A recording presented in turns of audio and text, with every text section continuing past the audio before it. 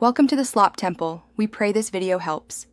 You start now. Make sure the camera is powered and unlocked, not buried in a mount. Open the Ezviz app and sign into the same account the device uses. Once done, go to Devices and pick the camera model you're working with. This gets you to device settings quickly. Make sure your phone's camera app works and you have a flashlight ready.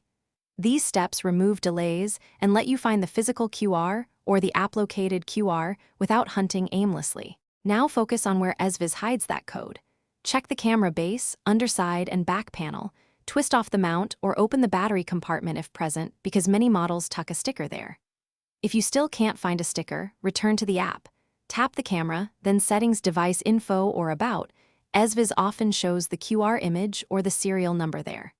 Once you see the sticker or the in-app QR, position your phone to capture it clearly. Finish by using the Ezviz Add Device flow. Choose Scan QR and point at the sticker or the in-app QR.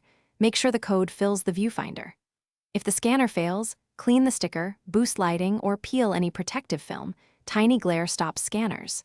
If it still refuses to read, type the serial number manually from the sticker or app, and if all else fails, contact Ezviz support with the SN.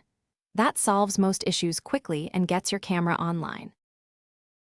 Thanks for watching. Consider subscribing if we helped you.